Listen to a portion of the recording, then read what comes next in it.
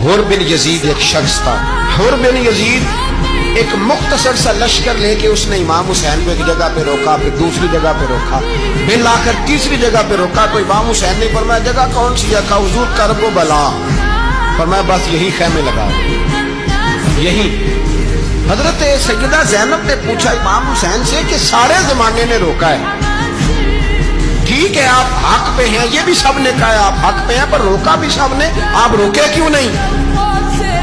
ابن کثیر اور ابن اسیر لکھتے ہیں امام حسین رو پڑے, کہنے لگے بہن میں رک جاتا پر میں نے رات کو نانا مصطفیٰ کو خواب میں دیکھا. تو حضور نے فرمایا حسین اگر آج یہ رواج پڑ گیا نا یزید جیسے لوگوں کا تو قیامت تک پڑا رہے گا.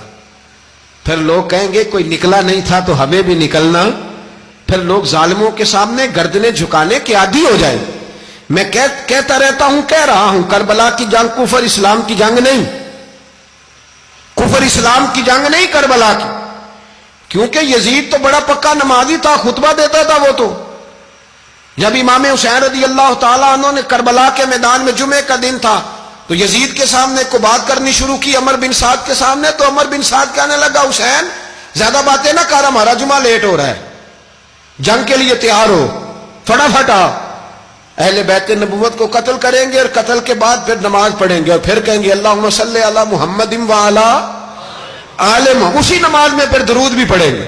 یہ کیسا مرتبہ ہے, کیسا انداز ہے, دوستی قاتل سے بھی مقتول سے یارانہ بھی. امام حسین نے حر بن یزید امام حسین سے کہنے لگا مجھے حکم ہے آپ کو روکنے کا, آپ آگے نہیں جا سکتے. امام صاحب نے فرمایا وجہ زمین اللہ کی ہے. اس نے کہا آپ بیعت نہیں کر رہے, یزید کی حالات آپ کے حق میں درست نہیں ہے, آپ نہیں جائیں گے. امام روک گئے. ظہر کی نماز کا وقت ہوا تو حضرت علی اکبر امام حسین کے بڑے صاحبزادے انہوں نے اذان ظہر پڑھی تو حر بن یزید کے لشکر نے امام حسین کے پیچھے نماز ادا کی. کہا بھئی تم مقابلے میں آئے ہو, نماز پیچھے پڑھتے ہو؟ کہا حضور مقابلہ تو تلواروں سے کر رہے ہیں پر ہمارا دل تو مانتا ہے نا کہ مصطفیٰ کا نواسہ بڑی شان والا ہے. حر بن یزید نے 3 نمازیں لشکر سمیت امام حسین کے پیچھے پڑھی ہیں, 3 نمازیں, ظہر اثر اور مغرب. پھر امام حسین کے سامنے شرائط پیش کی کہ آپ کو یہاں گھیر لیا گیا ہے, یہاں آپ بیعت کریں گے, یہاں آپ جنگ کریں گے, 2 ہی باتیں. امام حسین نے فرمایا نہیں بھائی بیعت تو میں نہیں کرتا, اس کے علاوہ تم جو کہتے ہو میں کرنے کو تیار ہوں. اس نے خط لکھا, عبید اللہ ابن زیاد کو ایک بندہ دوڑایا پیچھے, کوفے چند میل پہ کوفہ تھا. کہا وہ نہیں مان رہے, کیا کرنا ہے؟ تو حسین ابن علی ہے, میں زیادہ دیر انہیں روک بھی نہیں سکتا. انہوں نے پیغام دیا حر بن یزید کو کہ کرنا کچھ بھی نہیں, ان کا پانی بند کر دو, بلیک میل کرو, کھانا پانی نہیں ملے گا, چھوٹے چھوٹے بچے ہیں, خود ہی مان جائیں گے. حضرت امام علی مقام کے بارے میں حر کے پاس جب یہ پیغام آیا تو حر کہنے لگا میری طبیعت نہیں مانتی حسین پر پانی بند کروں, دل نہیں مانتا. جب یہ لفظ کہے نا دوبارہ تو پھر عبید اللہ ابن زیاد نے عمر بن سعد کو 10,000 آدمی دے کے بھیجا. کہا حر بن یزید لچک دکھا رہا ہے حسین کے حق میں. 3 دن تک پانی بند رہا. 9 محرم کو عمر بن سعد نے اور لوگ بلائے.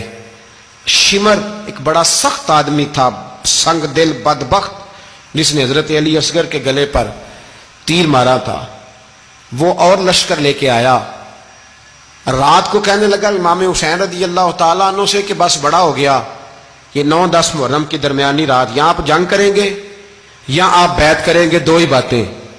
امام حسین اندر گئے, سیدہ زینب سے مشورہ کیا, باہر آئے, فرمایا بات وہی ہے جو پہلے دن والی ہے. امام حسین رضی اللہ تعالیٰ عنہ نے فرمایا بھئی بیعت تو میں نہیں کرتا, باقی جو تمہارا پروگرام ہے. شمر اور ابن سعد کہنے لگے پھر جنگ کے لیے تیار ہو جائیں. کیا انداز ہے امام حسین کا. فرمانے لگے کل جنگ کروں گا, مجھے پتا تو ہے جنگ کا نتیجہ کیا نکلنا ہے, 1 رات مجھے دے دو تاکہ میں کھل کے اپنے رب کی عبادت تو کر لوں. حسین نے جانا ہے, مجھے پتا ہے کل رزلٹ 72 اور 22,000 کا کیا 1 رات مجھے دو, میں مالک سے راز نیاز تو کروں. میں گویا اس سے پوچھوں تو صحیح کہ مالک میرے والد بھی شہید ہیں, بھائی بھی شہید ہیں, نانا کو بھی دکھوں میں دیکھا ہے, تو اب میری باری ہے تو مالک میں حاضر ہوں, مجھے موقع تو دو. اس لیے کہ میرے نانا نے بدر میں بھی ساری رات عبادت کی تھی, صبح مجھے موقع دو. اور دنیا کا اصول ہے جب کوئی موقع مانگتا ہے تو دیا جاتا ہے. یہ دونوں کہنے لگے کوئی موقع نہیں. حر بن یزید پیچھے سے بولا, کہنے لگا نہیں بدتمیزی نہ کرو, حسین کو موقع دو, تمہیں دینا پڑے گا. موقع دیا. حر بن یزید نے پھر منت کی, کہا حضور آپ مہربانی کرے مان جائیں. فرمایا ماننے والا کھاتا کوئی نہیں. یہ بڑا مشکل. سورج چڑھا, 10 محرم کا دن, جمعے کا وقت. جناب سیدنا امام حسین رضی اللہ تعالیٰ عنہ نے ریت پر سجدے کیے, لمبے سجدے, لمبی نماز. سورۃ الشمس کی آیات دوسری رکعت میں پڑھی تو سارا کربلا گونجنے لگا. کیا انداز تکلم تھا امام علی مقام کا. نماز مکمل ہوئی تو حر بن یزید, عمر بن سعد اور شیمر سے کہنے لگے واقعی حسین سے لڑو گے؟ پتہ نہیں کون ہے. قل لا اسالکم علیہ اجرا, تم نے نہیں پڑھا الا المودۃ فی القربى, تمہاری آنکھیں بند ہیں. الحسن والحسین سید الشباب اہل جنہ, تمہیں نہیں پتا؟ کہنے لگا چپ کر, حکومت نظر آ رہی ہے. اور بن یزید کہنے لگے پھر میرا بھی فیصلہ سنو, مجھے حکومت نہیں چاہیے, مجھے جنت چاہیے. حکومت نہیں چاہیے. امام حسین کی پہلی فتح دیکھیں, حر بن یزید ایڑی لگا کے نا یزید کے لشکر سے نکل کے امام حسین کے لشکر میں شامل ہو گیا. اور پہلا شخص جس نے امام حسین کو روکا, امام حسین کے نام پر پہلا سر بھی اسی شخص نے کٹایا ہے. لیکن یزید کی قبر پہ لعنت بھی کوئی نہیں برساتا, اس کا محل تھا بہت بڑا.